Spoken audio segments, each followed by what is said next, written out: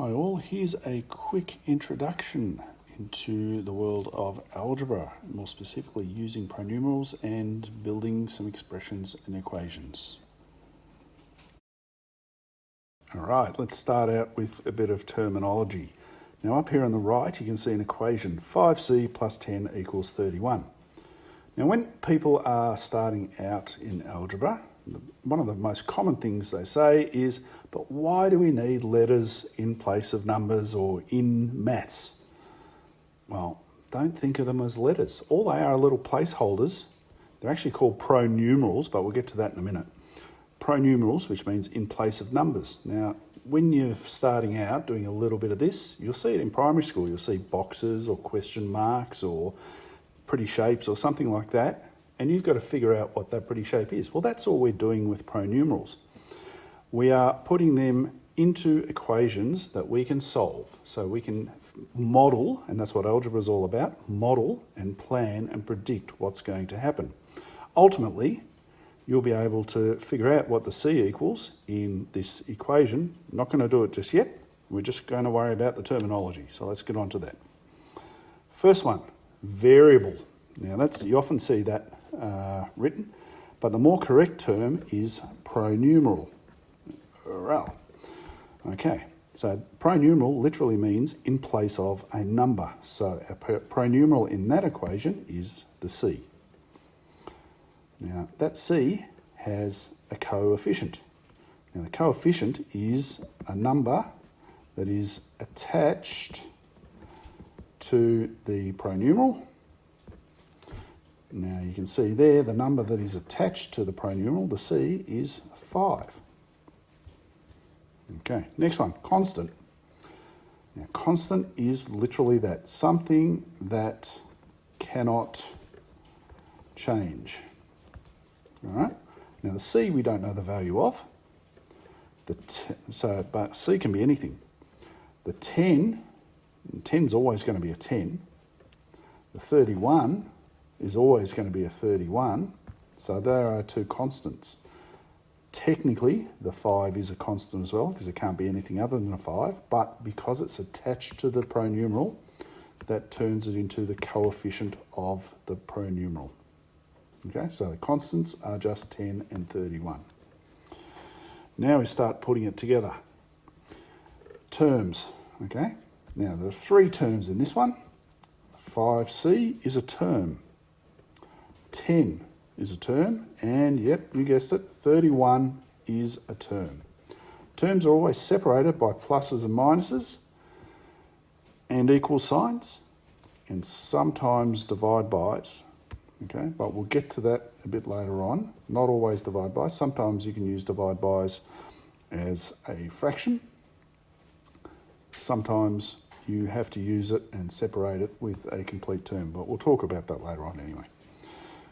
All right, now combining terms. When we combine terms, we get two of two things. The first one is an expression.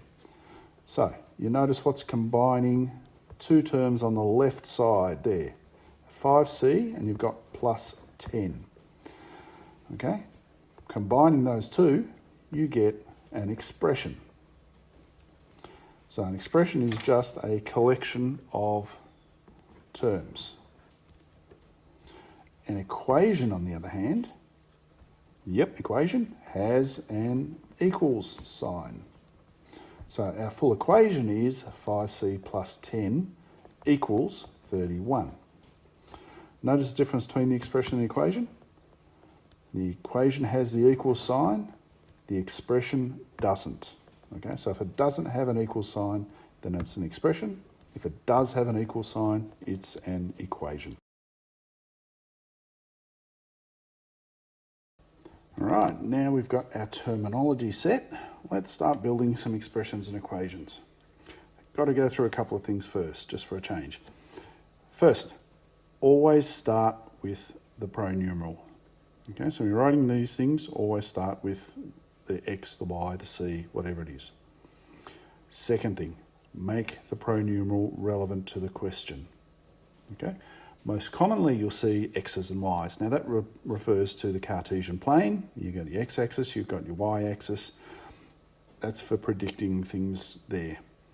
If you have a question which is talking about children though, why would you use an X and a Y? Use a C for children. Use a P if you're going to talk about plants, okay? It helps you remember what's what. Okay, let's have a look at these examples. A number is multiplied by 3 and then 5 is added. So it doesn't give us any hints there, so we're just going to I'll use the letter N for number. Now that number is multiplied by 3, so N times 3.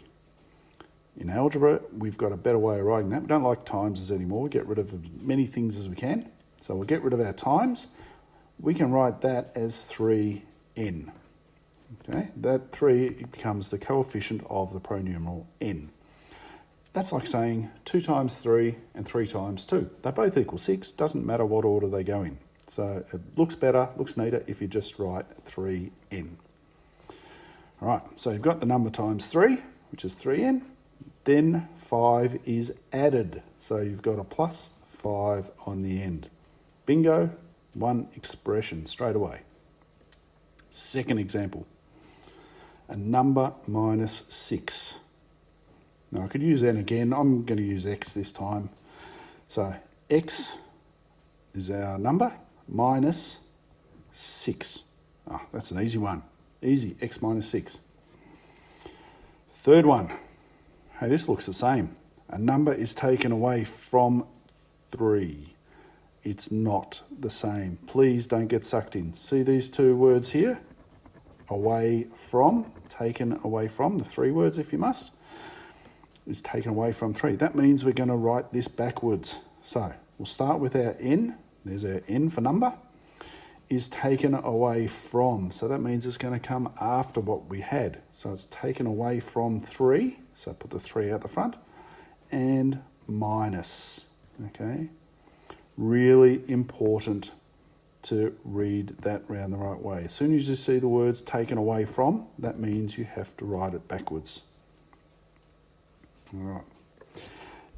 Fourth one. A number is added to 3 and then multiplied by 7. Okay, a number is added to 3, so we'll start with our n. I'm going to do n plus 3, doesn't actually matter. N plus 3, 3 plus n means the same thing. It's only the subtraction you have to be careful of in the last one. So, back to this one, n plus 3, and then multiplied by 7. Now we've got to keep that n plus 3 together in this case. So, we have to do that, we have to put it in brackets. Keeps the n plus 3 together. And then it is multiplied by 7. Again, we've got the set times 7 on the end. We don't like timeses, so let's rewrite that as 7 brackets n plus 3. So that 7 has essentially become the pronumeral for the brackets. Okay, 7 brackets n plus 3. Last one. Now here's a worded problem. So it's a good idea with these to underline the important bits of information so you can pull them out and use them in your expression or equation, whichever one you're building. All right. Bob took his family to the movies and spent $75 on tickets. So that's the total that he spent. If there were 5 people in the group and all of the tickets were the same price, write an equation so you could work out the price of each ticket. Okay, so we're going to use the letter T, shouldn't say letter, pronumeral T for tickets. Now, we know that all the tickets together cost $75, so that was equal to $75. Now, how many people were in the group? So, 5 were, weren't they? So, is that a plus, minus, times, or divide? Think about it. If you went to the shop and bought 5 apples and paid $10, you'd say 5 apples equals $10. Well, this is the same as that. 5 times the number of tickets, which is our T, equals $75. So 5T equals 75. Done. There's our equation in this case.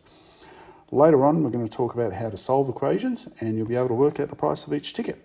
But for now, that's enough to get you going on building the expressions and equations.